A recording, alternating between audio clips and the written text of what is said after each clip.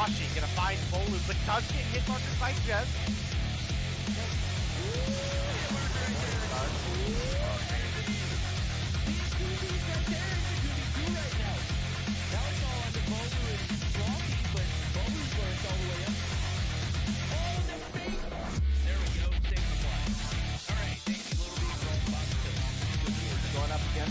All tied up, 1-1.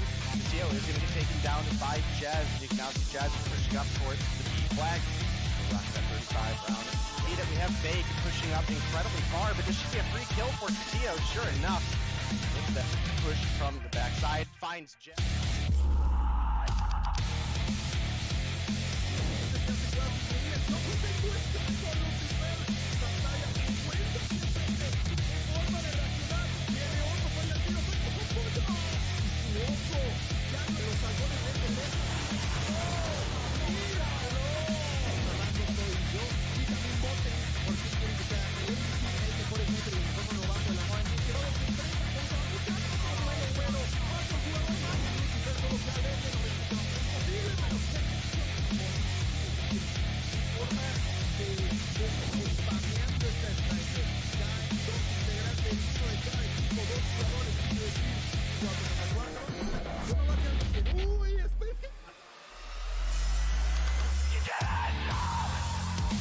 Licença, Tocinha! Pofo! Botão no cofrinho do Limes! Pofo pra cima do Delzinho! Double pofo do craque! Faz clique aí, meu chat! Você tá no YouTube, faz o clipe da jogada! Tomara tá. Um som, morto. Vou cravar esquerda, crava a esquerda. Tem um, só tem um. Vai ter mais um. Aí tem que botar essa pode sair agora, calma, Nossa!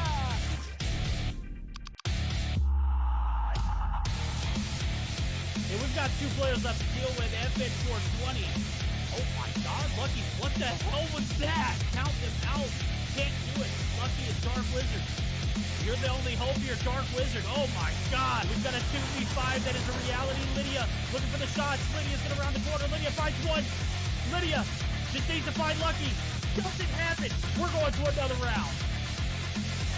The most at the moment finds another one. Just an absolute demon. Moving Weightless in with the side of Nova. Dave,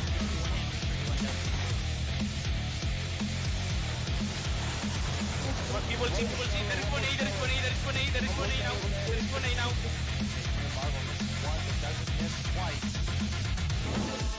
Oh my! Chris, he's all one more. Where you at, homie? I know you're in a typical side of this area, but right now you're nice.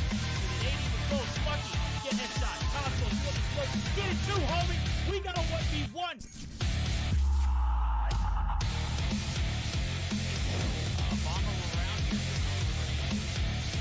Oh my goodness, Iona! Bro, watch. Extem was left alive. Now it's Iona looking to make this. Yo, this girl's dirty! Aggressively push up to this degree. Lydia's able to find one. Artem, Misa coming through. What's that? Is that the Kilo? Whoa! Artemisa, the Damascus Kilo. Ooh, Chels. Finds one, is looking for two, but Artemisa. Yo, this girl kinda nuts with the Kilo, bro. I have been. Down herself on that Sparrow shot. But the Angels do maintain this P3. Oh, Brig stuff!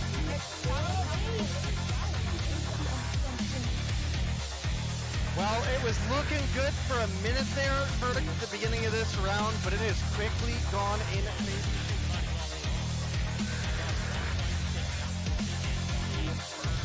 I think you're right on the money. The arrows is pushed back up, finds two in the feed to start things off. Those double kills are worth a ton of points, let alone you.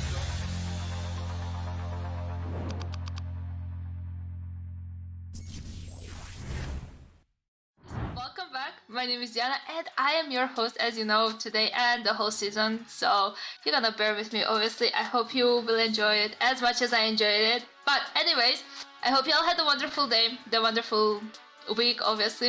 And today we are here with my favorite two casters, obviously, Day and Verdict, who gonna cast our day 3 of Mobile Mayhem.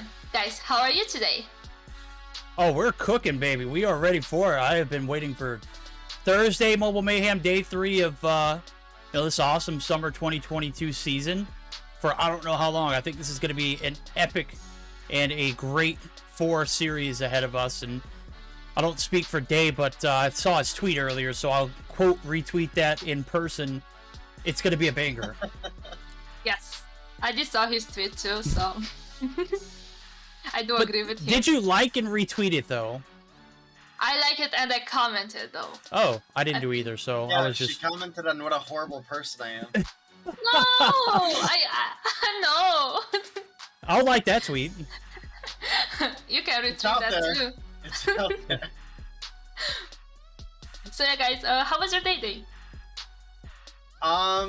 There's 2 reasons I was excited to do Eve today. One is I've had 3 guys from corporate at my store that I work at there for the past 3 days, and I was about ready to hang somebody. So you know, we are glad to be home for Europe, and we are super excited about some of the matchups here tonight as well. So kind of got the best of both worlds on that front tonight.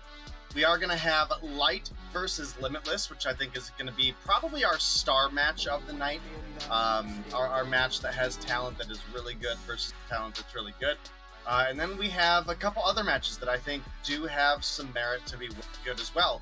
We've got I2K versus Xitium for Game 2. Game 3, we'll be looking at Nova versus Atlanta. I think that one should be about the biggest blowout that we have of the day. And then for match 4, we've got AxiByte versus Prometheus, and I think that is another one that has some real potential to be a really solid matchup. So I'm here for it. I'm excited. I've escaped from work. All is going well in my life today. Yes. That's amazing. A quick reminder, guys, who are watching the stream right now, don't forget to check Verdict's treasure boxes, because as you know, Mobile Mayhem is sponsored by Mobile Gaming Corp. So you actually have a chance to win 2 pairs of finger slips, right? And also, if you use the comment from the chat, you can get a 10% discount for your order. Guys, we've been having a lot of roster changes in a couple of days. So we have a couple of additional changes in the past 2 days, so I'm gonna run over very quick, and I'm curious to see your opinion about it, because there are a couple of big changes in my opinion. For example, one that I was excited, AxiByte actually picked up Lydia, okay, as a new player, and also Prometheus picked up Brixton.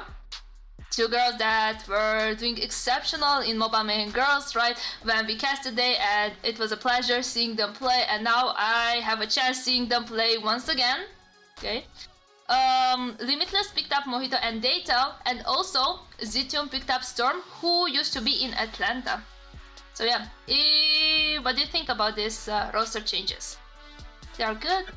I think the pickup from Limitless on Daytel is absolutely crippling to I2K, in all honesty. I kind of wish I would have known that before I hyped up their match for tonight, but I think it does make the Limitless Light matchup better. It is a little interesting to see Lydia playing for AxiByte and Brixta going to Prometheus. I feel like those are 2 players that have, pretty consistently played together for the past at least handful of seasons, so could be interesting. Limitless also picks up a pick on Mojito from Prometheus, so Limitless looking to fill out their roster with some good talent for sure. Yeah, I'm completely on board with you in that regard. I think it kind of goes back to that Illuminati squad that got DQ'd from stage 3, right? I'm assuming based off of these roster changes that they just didn't get the response they were expecting, and that could have caused a little bit of, I don't want to say, lost. Yeah.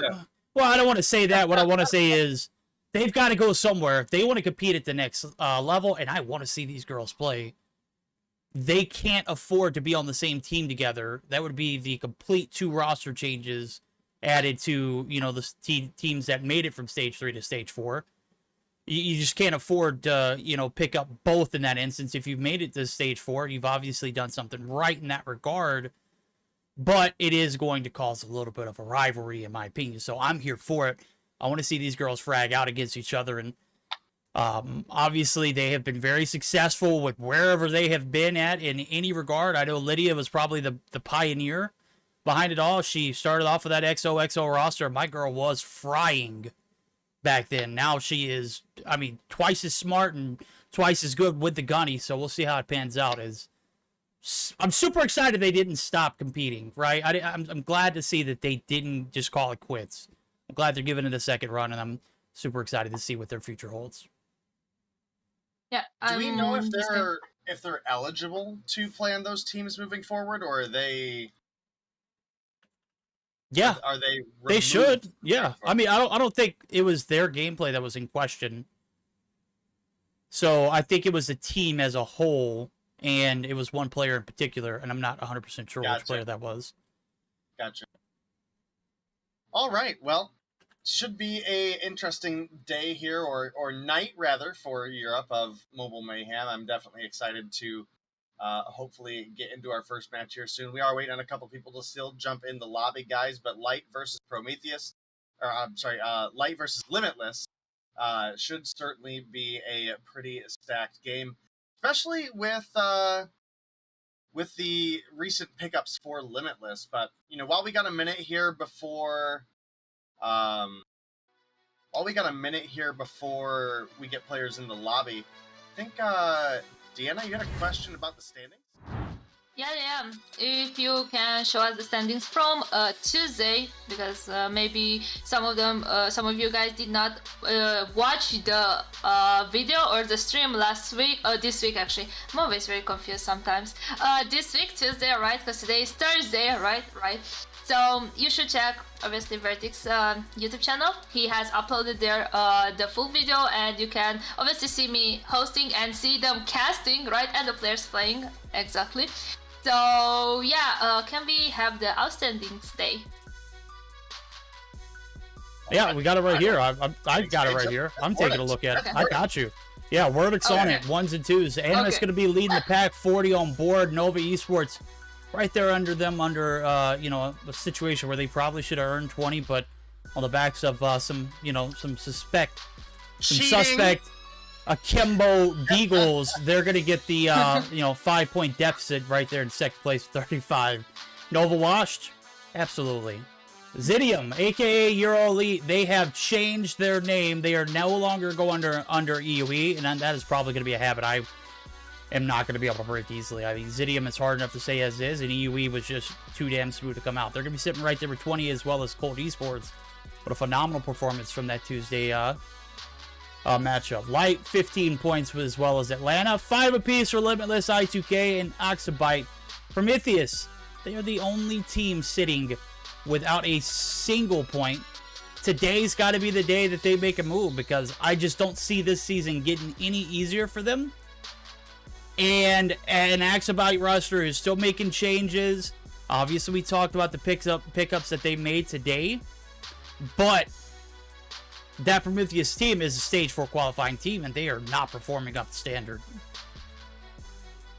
To be fair, I think from the Stage 3 weekend to now, we have seen a lot of rosters take some pretty major roster changes, both in picking up players as well, obviously, as losing players. So I think the biggest ones for today is going to be that pickup on Lydia and Brixta, as they were not competing on a team. And then, you know, for Limitless, the pickup of Daytel, great. The loss for I2K of Daytel, like, I think that's going to be one of the most crippling changes that we have in Europe so far this season, at least. I mean, shy of like somebody dipping out of Nova or Animus or something. Like, I think that might be like a marker of like a one-player swing that really changed. So I think that's certainly a possibility. I think EUE lost out on Greed and picked up Storm, if I remember correctly. So yes. Storm was kind of the most consistent player, in my opinion, on the side of Atlanta. He wasn't always the one making the flashiest plays, but he really capitalized on things like the gravity vortex, the placement, the timing. So I think that's going to make things interesting here today. I can't wait to see all the matchups, obviously, and I'm very excited for this first one too. But yeah, we do need one more player in the lobby, and we should be done. I can go over the maps and the bans in the meantime while we are waiting. Okay. We have the first game. It's gonna be a hardpoint on takeoff, and I was so excited. Followed by an SND on Summit.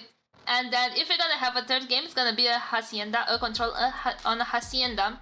Also, we have Purifier and Annihilator banned. And we have Firing Range and Slums banned. Firing Range? Why would you ban Firing Range, guys? It's so pretty.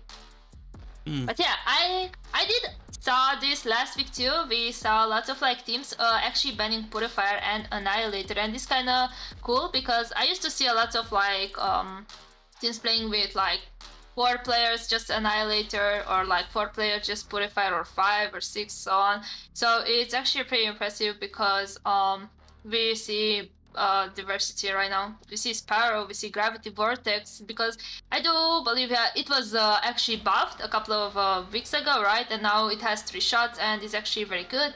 I do kill myself every time when I use it, but that is something else. Look, you say all that, it got a recent buff, but I didn't see it make Bobby's top 5 operators for Season 6.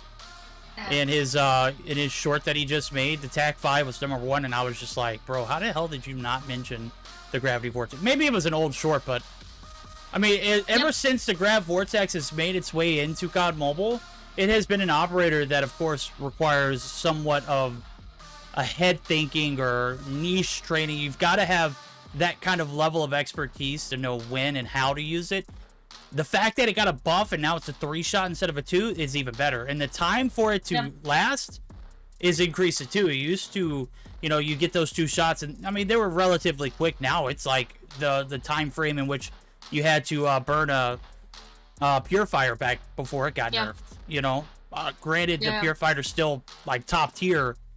Seeing that in an Annihilator ban coming through for this first matchup, I think it's only befitting, as it's been, a staple piece in the competitive scene for well over 3 months now. So I'm expecting some, Sparrows. I'm expecting some Grav Vortex.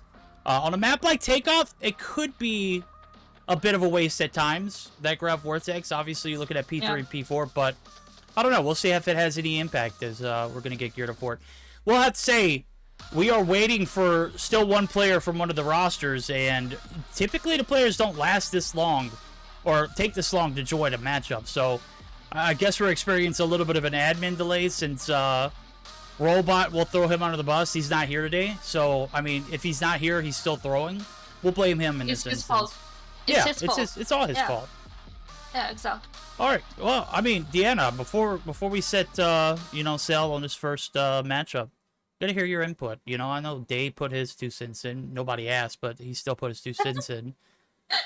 Going back to the schedule for the day, what matchup did you, highly anticipate coming in? I'm actually very excited to see Nova versus Atlanta.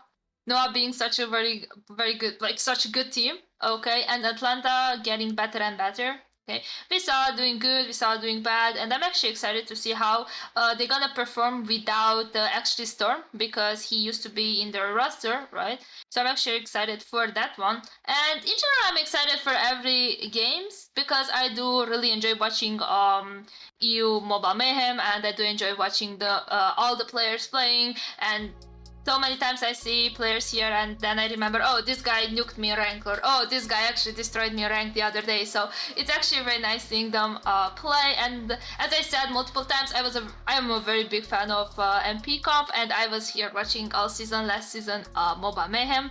Even on my holiday, I was actually in Portugal and I was watching Mobile Mayhem. I was like, okay, it's Mobile Mayhem, I'm watching Mobile Mayhem. But yeah, I'm very excited for all of the matches. And for the first one, I'm curious to see if we're gonna have a third game, Light versus Limitless. two very good teams. And yeah, I'm leaning to maybe a third game, but we're gonna see if they're gonna get their fifth player in. Well, I'm gonna go ahead and tell you, we're quite past the time for players joining the lobby at this point. It's looking like it might be a 4v5. Well, it looks like it. What is going on? It's a DQ. Okay. Well, alrighty. Oh, What's no, going on, EU? Can't have any. DQ. I just am in shambles, bro. We're not even gonna be able to see the hard point. I mean, if you're not gonna be able to produce a fifth, you've got to be, you know, Johnny on the spot with letting everybody know. I mean, I think this is a lack of communication. It is what it is. I can't hold anybody accountable for something they can't control in that regard. But what I will say is, this is possibly, you know, a scuffed matchup already, and we hadn't even started. So we're gonna go ahead and take it from here. Deanna, we'll be joined by you hopefully here after this search destroy is. We're about to gear up for it. Yeah. I mean, I'm gonna be honest with you. It's not looking good for this team, and you know, right now it's gonna be a 1-0 in favor of looks like not Limitless, but Light. So Light's gonna have the advantage. Limitless are gonna be down a map in the series, and I've gotta say, we ain't even started the games yet, and we're already taking fat L's. What's going on? You can't spell EU without DQ is something my good friend at Werdict always told me. So, you know, I think it's only fitting that we start with a one map DQ to start things off. It looks like we will still get our search and destroy. Hopefully, I would have liked to see a fifth player join in. I see 5 in the voice call, which is what's confusing to me. We've got in the voice chat. He's a manager. It's not. Yeah, it's just 4 players. Yep. All right. Well, so 4 players and manager Chris in the no, I'm just kidding. Manager Chris, bro, he made the intro video. I don't know what you're talking about. My guy is You did. probably the best manager I have ever seen play the game. You never let me live down the that random mammoth comment. Yeah. So Well, I mean, we use it because I think it's Chris. fun. I think it's fun to call mammoth a random. I think it's fun when we, you know, tease the players and we make. I should probably message him and be like, "Yo, you don't hate me for doing this to you."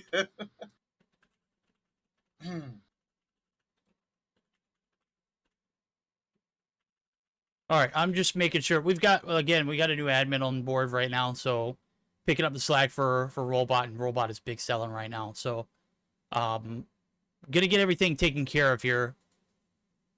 And I don't know if we're gonna jump in the series. This day's already scuffed, bro. Look, I was so excited to be able to cast EU today, and we hadn't even started the games, and I brought and I'm already, you know, in shambles. I'm already regretting. And this is the match I was excited for. Like, come on, guys. I blame Day Chat. I don't know if anybody else could take it out like that. Well, while we get this taken care of, while we get everything figured out, we're gonna take a short break. So we're gonna hear a word from COD Mobile real quick. Don't go anywhere. We're gonna get our bearings about us, and before we lose any more dignity, we're going to you know, catch our breath. So we'll be right back.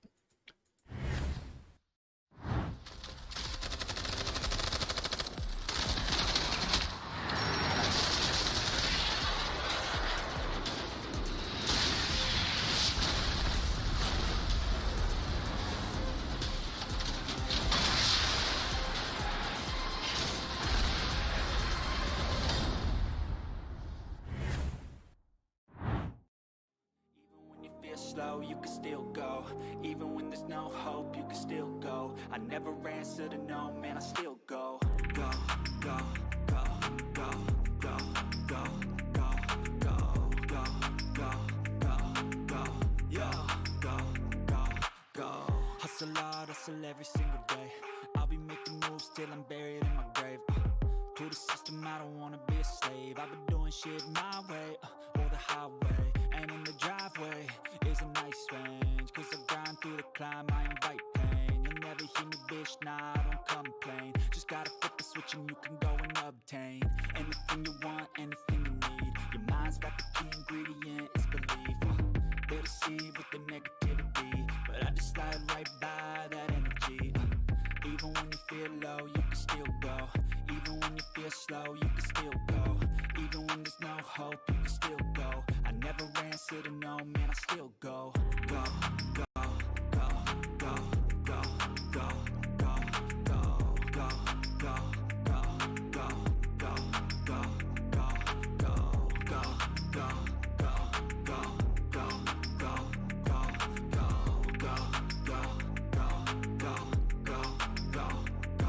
go.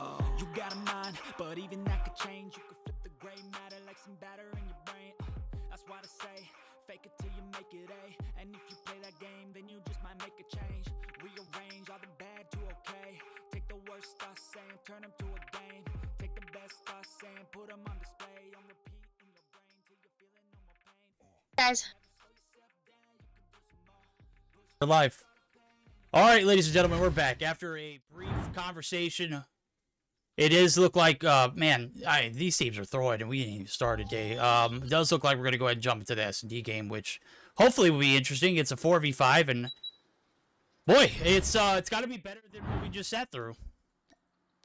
The 15-minute wait just for the team not be able to play the hardpoint because they made a mistake of changing their name, and that's technically a roster change. So we're taking L's, buddy. We're taking L's. We're in shambles. Submit those roster changes for sure. So a little bit rough that we had a issue like this right off the start, and we've got a 4v5 for the search and destroy for the match that I was most excited for tonight. So not super happy about it, but Hisoka opens up. Oh, baby. My goodness! Oh, those shots were crispy. Takes down Marky and also a kill onto General Gore, and that actually gives a 4 versus 3 advantage in favor of the side of Limitless now.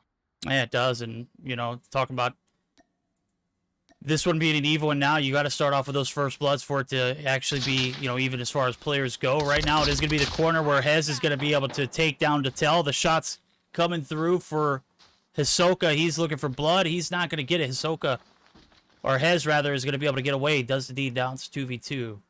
I don't even know who is passed. Who the hell is passed? Is that Mojito? Bro, I'm in shambles right now. I'm in shock. It is what it is. Yeah. Mojito. Okay, Mojito. I mean, L's after L's after L's after L's. I feel like, today, are you playing for them today? Is that what's happening? Nope. Oh, nope. Wow. This is, oof. Thanks for throwing me under the bus, though. Appreciate it. Hey, I had to do it sometime. Do we have to do it during the first match that's already scuffed? Womp, womp, womp. All right, well, we're looking at a 2 versus 2. Hisoka and Mojito up against Vire and Hez. Hez has been one to be using the shotguns a bit lately, and I think I saw him start off with his CDR. Going to pick up one free one onto Hisoka, who just had absolutely no idea what was happening there. And, well, Hez picking up a DLQ as well, has now a long and a close range option. And, well, Veer going to rotate right into Mojito. Now got a 1 versus 1. 24 seconds on the clock. Mojito looking to play his angle. Picks up the kill on Hez. Easy peasy lemon squeezy. The 4v5 comes through strong for the side of Limitless. There ain't nothing like a little bit of lemon squeezy in my life, bro. Squeeze the hell out of that thing. Right now, the 4v5, they are squeezing out the most here. They're trying to get at least 5 points off this series. That's about as chalked as it's going to get in EU. I mean, we start off 0-1. You hand a game over for free because of roster changes. And then on top of that, you've only got 4 to play here in the Search and Destroy. This is definitely make the best out of a worse situation right now. It's could be an even opening frag there for Boot. 2 seasons ago's rookie of the split as well as the MVP. We'll see if he can put some MVP shots up now as he's already got 1 on board. Hez, definitely the demon from last round. I think he's the only one who picked up a kill, managed to pick up 1 kill. He picked up 3. Faints finally gets on board. Hisoka, his dream of making something happen this round, not going to happen. As we go into, it's a 3v4 minute on the clock. Mojito's got the bomb in hand. No shots to be made. Boot actually is just frying right now. There we go. 2 run the round. 59 seconds on the clock. Now the scramble towards the bomb. See if the hit pays off. All right, well, certainly looking doable for the side of Limitless right now, despite all that is against them. We've got a 3 versus 2 advantage, and you can see Feints and General Gore, they're both playing back, they're both sniping. Gonna be a free one coming through onto Boot. And, well, we couldn't hear the comms, but I'm sure Boot was not super happy about getting sniped in the back like that. Bomb plate does come through onto B. Well, what? Lost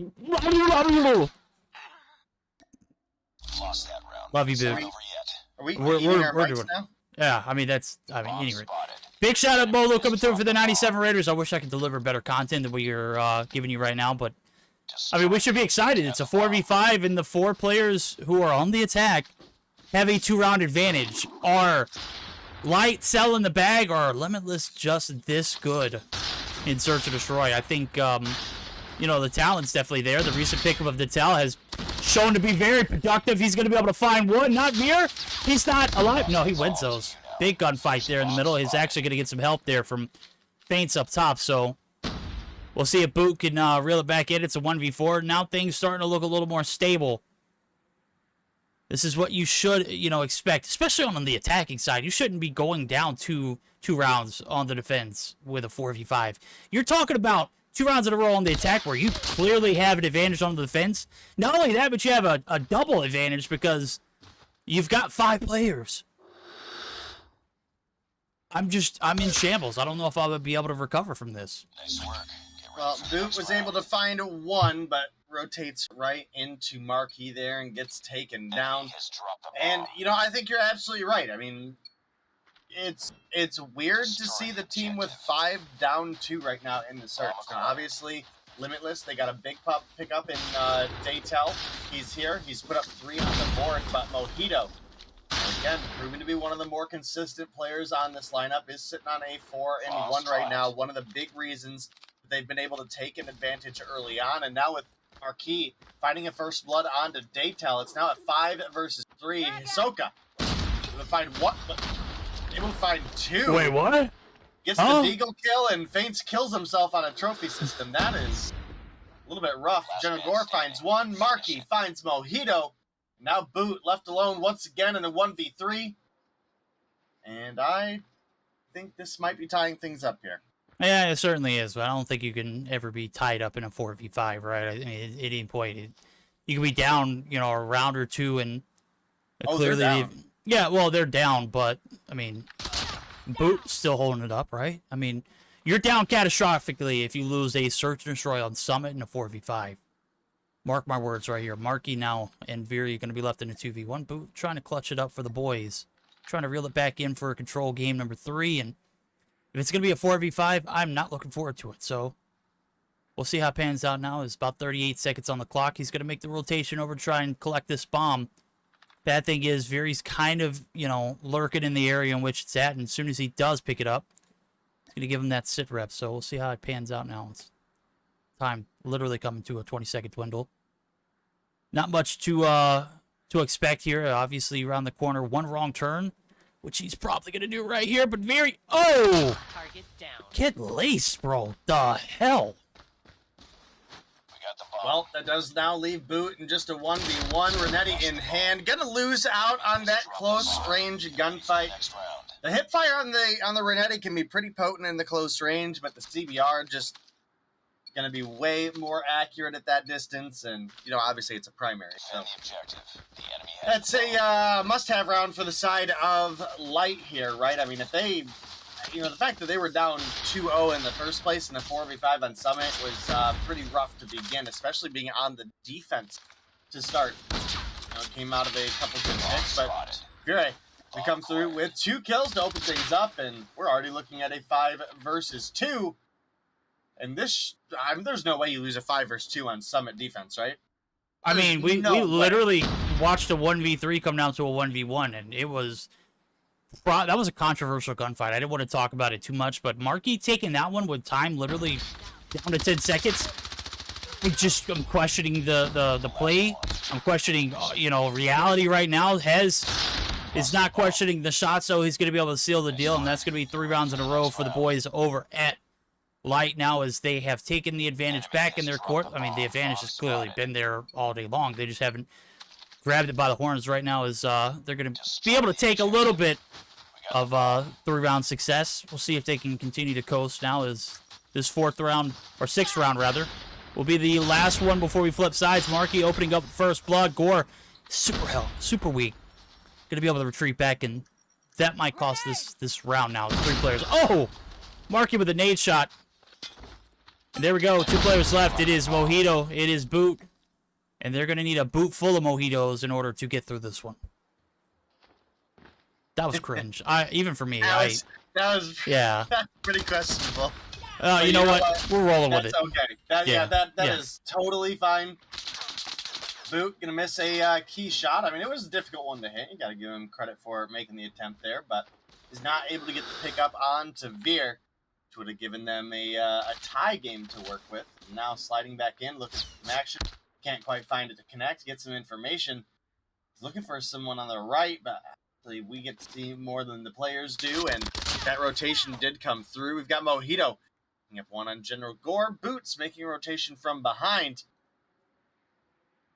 And this is looking like a doable round for Limitless, especially if Boot picks up the kill here. Oh, misses the shot on Hez. That's painful. Yeah, that's sad. That's, you know, clutch it. You put yourself in a great opportunity to win the round. Obviously, it doesn't look like it's doable. The bomb's certainly down in a very, very not so doable place to pick up. And Veer and Hez, they're just going to go ahead and recede to fall back now, as the info certainly is going to give Veer the information he needs as soon as that bomb's picked up, which will be right around now. There it goes. He's looking for the players. He's not going to find it. On the staircase is one. There's another. No way you win this. Oh, that was, I mean, 10% health for... Get ready for the next round. Bro, I am at a loss for words. At a loss for words, are you? Well, I think it was a stretch to begin with. Is it too late to call out sick? I think it was a stretch to begin with to think that Limitless were even going to put up 2 rounds in this Search and Destroy, let alone find the first 2. So we'll have to see as they switch to defense.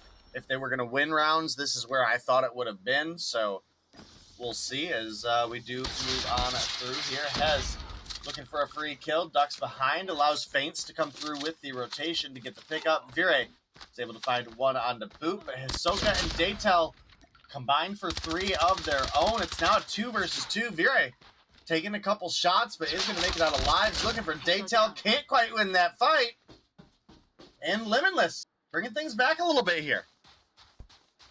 We're going to have to do a VC check here in a little bit. I don't know what's going on over at Light right now. I mean, we flipped sides. Granted, you were able to reel it back in last few rounds and pick up 4 for yourself, but those first 2 were whammies. Right now, you're on the attack, and you don't have a single strat coming through that's panning out. Everyone just got a spreading, fanning, trying to get as much information, trying to take on every gunfight, and now we got Hez left all by himself. He's got the doof in hand. Let's see if he can call some Mayhems, cause some havoc here. Bomb is clearly down on the A site, and I do believe Daytel might have gotten that info. He may not have. I think it's in a pretty strange, like, little weird position. He might spot it as Hisoka's making that rotation through Gani, but Hez from up top. He's going to be dropping down from the top rope. Doof in hand. You missed the first 2, but you follow up with a big follow-up shot in the range on that puppy. Seal it up. Big 1v2 clutch. That's what I wanted to see. All right, well, must-have round for Hez. Again, you don't want to give up anything to Limitless. You've got a player advantage.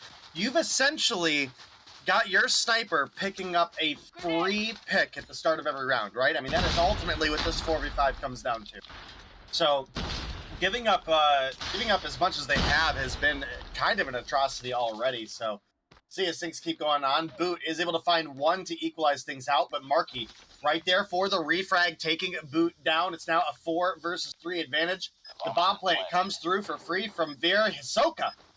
Nice shots with the Deke coming through there. Daytel finds Feints as well, and oh my goodness.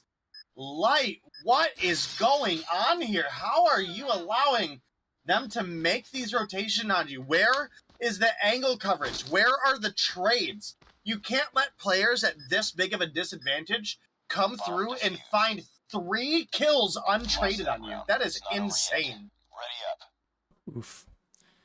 Insane is one word. Down bad is another. Performance-wise, Light just haven't put their best foot forward, and Gore continuing to snipe on a map like this is, I don't want to say one of the reasons, but I mean, he's kind of been not necessarily falling off, but just not as been as consistent as he once was. He's been very hit or miss, and his shots primarily have been misses. So 1-6 right now, trying to step up the game, and the 4v5 dream is continuing on. Hez putting one out of the misery. That's his Soka. And we've got 2 for 1s. Player advantage in favor, again, of Light. They don't have to do too much, but as soon as I say that, that's evaporated. Oh, no, there it goes. Hez able to find 1. Marky able to find 2. There we go. Rock and roll. We don't want to see that game 3. Put him out of there. Put him down. Put him out. Get him out of here. Nobody wants to see a 4v5. Marky, you got to go ahead and seal the bomb plant. That's going to reduce the clock. 45 seconds on the clock. 4, though. I mean, That'd be a whole nother story, dude. I'm a little this sad might you haven't got to cast 4 before yet. spicy take, but the way that COD Mobile should be played? Question mark? Exclamation point. Oh, okay. There we go. Explanation point. I like it. Oh, yeah. All right, well, Boot, got to clutch this one up for the team. If you want this round to come through, he might get one on the Marky here, peeking up. A little bit of Peeker's advantage. Bomb is planted on an aggressive corner for General Gore, though, and obviously you can see he's posted up in the back. Does have some utility he's throwing for some information, but late rotation over. Bro, you've got to check that bomb. Oh, my goodness. It was literally planted out in the corner where General Gore had all of the line of sight in the world to pick up a free snipe from behind that rock. Nothing. Nada. Playing the wrong angle. Big mistake once again coming through from the side of Light. And honestly, decide to Limitless. Call it dumb luck. Call it well executed. Call it whatever you want. I think they've done a great job capitalizing on the mistakes that Light have brought to the table here today. Bro, that was probably one of the biggest sells I have ever seen, and I've witnessed plenty. Oh, there we go. Redemption, finally. He's on a little bit of a warpath. He's pissed, but he's going to be shut down. Gore, I'm going to be honest with you. I don't know if you can save face from last round. That was quite embarrassing. That was about as free of a kill as you can get. I mean, obviously, the bomb was planted a little, out to where you can peek it. You don't need to, full body peek it. Just get out there and jiggle back in. Make something happen. You need to, if you're going to hold that angle, you need to be able to peek the bomb. And that was possibly one of the biggest oomphs we've seen all season long so far. Boot is certainly on a little bit of a tear. He's sitting on 11. He's got one more player to deal with. The 1v3 clutch. Can he make it happen? Faints! Questionable gunfight, but we'll accept it. Right there on the top of the staircase. It gets the job done. 6-4, map point. Can we finish them? If anybody could see my face right now, my thumbs are like, you ever seen Gladiator? Or Maximus is like, do we keep them or do we, do we do away with them, right? Do we just finish them? My thumbs are down right now, both of them. If I had 2 more, they'd be 4 thumbs down. Yeah, all 4 of them. Well, I'm sure Deanna's got her thumbs down with you, so you got 4 there. And, how many people you got in chat right now? Yeah, all of them got their thumbs down. Yeah, so you've got approximately 352 extra thumbs down with you. Yeah, I think you're doing solid. You're pretty much right on par with what's going on here. And it's looking like this might be the round for the nail in the coffin. It's Daytel and Boot left alone in a 2 versus 5. The bomb plant comes out of Veer. Daytel is able to find one on to Marky. Boot's able to find one on Hez, but Hez takes down Daytel. Faints takes down Boot. And the 7-4 victory finally comes through for Light. And, while I want to congratulate Light on their victory, I mean, bro, it came off the back of a forfeiture of the hard point. And then a really sloppy search and destroy 5 versus 4 performance, in all honesty. Oh, baby. We'll break this one down real quick and go on about our days. Try and forget what happened. It never happened. We weren't here. You didn't see any of this. Well, if you did see it, right now it's 7-4. The win is going to go in favor of Light. A little bit of struggles early on. They get a little consistent towards the end, and they win some 50-50 gunfights that could have gone the opposite direction. You're talking about 3 rounds where it came down to a 1v1, and both players were relatively weak. Obviously, one died. It just didn't happen to go in favor of Team Limitless. So Light, they're going to get the graces of the 4v5 win. Head's going to pick up 11, 10 on board for Marky, 6 apiece for Viri and Faints and Gore. We'll forget you ever let that bomb defuse come through. We'll, you know, it's chalked. It's scrap. We'll go ahead and toss this one out. I don't even put it on the VOD. I'm lying, chat. It's going on the VOD, and it might even make the top 5 worst plays we've seen all year long. Nonetheless, Score, much love, homie. Hey, look, it can't look. If we're gonna start the day off with this, I'm gonna throw a little bit of fire back in each direction that I get it right now. No hate, no, you know, all respect. That was a botched play. We're gonna go ahead and take it back to the booth. We're in NYC for the CDL chat. I'm just kidding. Obviously, we're not at stage 4. I wish we were. That looked like a beast of an arena to be casting at and also be playing at. I don't know if anybody's seen it. It actually started earlier today, and Yeah, it started at yeah. What? Today? Yeah, and London Royal Ravens are probably one of the best teams in it, and they're playing Ultra, and they just got the crap stomped out of them in control. Them boys are bad at control. Like, they haven't won a single... They are literally... Like, go back to the VOD where they played a few days back, and Miles is literally waiting to just cue that one. And it was epic. I got to send you the clip, but that's going to do it for the first series. Thank God. Deanna, I don't even ask you. What do we got on... I won't even ask you about that last series. What do we got on board for the next? Hello? Hey, Day, I need your mic. Yeah, Diana. I'm sorry. Yeah, All right, Redemption, we're back. I'm sorry. Okay, can we cut this? We cut Yeah, this? 100%. I won't keep it in. Promise. Okay, thank you. You guys did not saw. Take 2. Okay, can we start again? Yeah, Sure. well, 100%. Deanna, I won't even ask you about the last matchup. What do we got on board for the next? Take number 2. Again. We have I2K versus Xitium. I'm actually very excited about this game. Obviously, I'm kind of disappointed because of this one that happened. Actually, I kind of like the SND, okay, even if it was 4v5. The teams actually Limitless actually put some work, right? Light was there, but they again had Light played like garbage. Yeah. They. Well, look, I thought we were going to talk about this last series. Can we just... Okay, start with that. Okay, we shall talk about I2K versus Xitium. Guys, what are your predictions? I can 100% guarantee you we're going to see a more competitive matchup than we just saw. That's all I'll say. Okay. How about you, Dave? Well, this is certainly not the match that I had expected to be my highlight of the day, but it's one that I think, with some roster changes, definitely has some possibility to maybe at least be exciting. With as terrible as our first match was, I think my next kind of key match that I'd be looking out for tonight is going to be that match for AxiByte versus Prometheus. So I'm a little excited for the I2K versus Xitium here. Again, I think I2K missing Daytel is a huge factor, and it's going to be a big question of how do they recover that, right? Because Daytel has been one of the more convincing players that Europe has to offer. I do think that he was on a roster that didn't fully complement his potential.